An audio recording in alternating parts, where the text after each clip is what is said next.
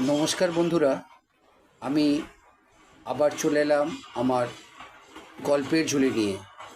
তোমরা দেখছো, শুনছো, জানছো, আমরাও নতুন নতুন কিছু জানছি। আগেকার দিনে করম পূজা কি, কেন, কারা করেন, এসব আমরা কিছুই জানতাম না। এবং এই পূজা উপলক্ষে আমরা কোনো ছুটি পেতাম না। ইদানিংকালে দেখছি করম পূজারও ছুটি দেওয়া হচ্ছে। তাই একটু জানার ইচ্ছে হলো করম পূজা কী। আমি তাই করম পূজার তথ্য সংগ্রহ করে তোমাদের জন্য সেটা ব্যবস্থা করলাম। তোমরা জেনে নাও, শুনে নাও। করম পূজা বা করম পরব ভারতের ঝাড়খণ্ড, বিহার, মধ্যপ্রদেশ, ছত্তিশগড়, আসাম, ওড়িশা এবং পশ্চিমবঙ্গ রাজ্যে এবং বাংলাদেশ ও নেপালে পালিত একটি ফসল কাটার উৎসব। এই উৎসবে করম দেবতার উপাসনা করা হয়, যিনি শক্তি ও যুব ও যৌবনের দেবতা।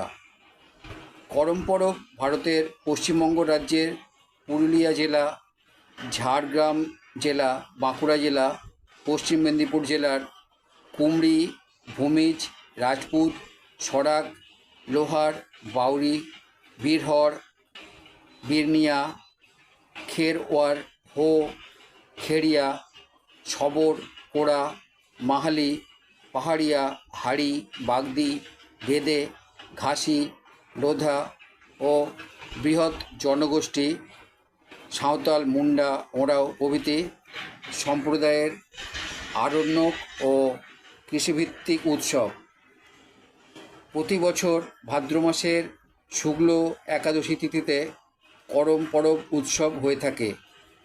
এর 7 দিন আগে মেয়েরা ভোরবেলায় শালের দাঁতন কাঠি ভেঙে নদী বা পুকুরে স্নান করে বাঁশ দিয়ে বোনা ছোট টুপা ও ডালায় বালি দিয়ে ভর্তি করেন। তারপর গ্রামের প্রান্তে এক স্থানে ডালাগুলিকে রেখে যাওয়া গান গাইতে গাইতে 3 পাক ঘোরে। এরপর তাতে তেল ও হলুদ দিয়ে মটর, মুগ, বুট, জুনার ও কুত্থির বীজ মাখানো হয়। অবিবাহিত মেয়েরা স্নান করে ভিজে কাপড়ে ছোট শালপাতার থালায় বীজগুলিকে বুনা দেন ও তাতে সিঁদুর ও কাজলের 3টি দাগ টানা হয়, যাকে বাগাল যাওয়া বলা হয়। এরপর ডালাতে ও টুপাতে বীজ বোনা হয়। এরপর প্রত্যেক যাওয়ায় চিহ্নিত করার জন্য কাশকাঠি পুঁতে দেওয়া হয়। একে যাওয়া পাতা বলা হয়। যে ডালায় একাধিক বীজ পোতা হয় তাকে সাঙ্গী যাওয়া ডালা এবং যে ডালায় একটি বীজ পোতা হয় তাকে একাঙ্গী যাওয়া ডালা বলা হয়। যে সমস্ত কুমারী মেয়েরা এই কাজ করেন তাদের যাওয়ার মা বলা হয়। বাগাল যাওয়াগুলিকে লুকিয়ে রেখে টুপা ও ডালার যাওয়াগুলিকে নিয়ে তারা গ্রামে ফিরে আসেন। দিনের স্নান সেরে 5টি ঝিঙা পাতা উল্টো করে বিছিয়ে প্রতি পাতায় একটি দাঁতন কাঠি রাখা হয়। পরদিন গোবর দিয়ে পরিষ্কার করে আলপনা দেওয়া হয় এবং দেওয়ালে সিঁদুর দিয়ে কাজলের ফোঁটা দেওয়া হয়। পুরুষেরা শাল গাছের ডাল বা ছাতা ডাল সংগ্রহ করে আনেন। গ্রামের বয়স্কদের একটি নির্দিষ্ট করা স্থানে 2টি করম ডাল এনে পুঁতে রাখা হয়, যা সন্ধ্যার পরে করম ঠাকুর বা করম গোলায় এবং ধরম ঠাকুর হিসাবে পূজিত হন।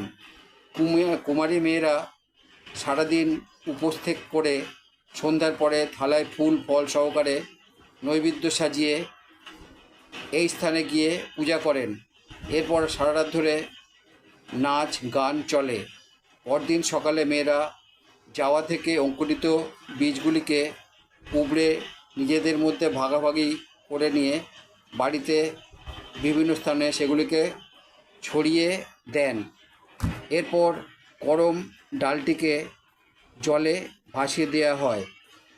পূজার পরে মেয়েরা পরস্পরকে করম ডোরা বা রাখি পরিয়ে দেয়। এই করম সখীরা কর্মস্থলে একে অপরকে রক্ষা করে। জঙ্গলে পাখির ডাকের নকলে করমদের ডেকে বিপদ জানায়। করম উৎসবের সময় সমস্ত রাত ধরে সূর্যোদয় পর্যন্ত সম্মিলিতভাবে ভাদরিয়া, ঝুমুর গান ও যৌথ নাচ পরিবেশিত হয়। এই নাচে শুধুমাত্র অবিবাহিত ও প্রথম বছরের নববিবাহিতা মেয়েরাই অংশগ্রহণ করতে পারেন। নৃত্যশিল্পীরা অর্ধবৃত্তাকারে হাত ধরাধরি করে এক পা এগিয়ে এক পা পিছিয়ে চাওয়া ডালিগুলিকে কেন্দ্র করে বৃত্তাকারে ঘড়ির কাঁটার বিপরীতের দিকে ঘুরে ঘুরে নৃত্য করেন।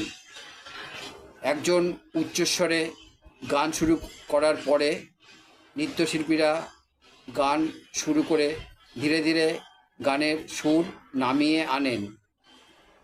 একই কথা বারে বারে গাওয়া হয়। মেয়েদের পরনে লুঙ্গি, গামছা কিংবা শাড়ি, রূপোর গহনা ও মাথায় ফুল। করম নাচে গৃহকাজ, কৃষিকাজ প্রভৃতি ফুটিয়ে তোলা হয়। এই হলো করম পূজা বা করম পরব উৎসব। আমার ছোট বড় সব বন্ধুদের কাছেই আমার অনুরোধ, আমার আজকের এই করম পূজা বা করম পূজার তথ্য যদি তোমাদের ভালো লাগে তাহলে আমার চ্যানেলে এসে লাইক, শেয়ার, কমেন্ট করবে। আমার চ্যানেলে নতুন বন্ধু হলে চ্যানেলটি সাবস্ক্রাইব করবে এবং নতুন পুরানো সব বন্ধুর কাছে আমার একান্ত অনুরোধ, আমার চ্যানেলের বেল আইকনটা অন করে রাখবে। আর বন্ধুরা, আবার নতুন গল্প নিয়ে, নতুন ভিডিও নিয়ে তোমাদের কাছে ফিরে আসব। শুভ করম পূজা।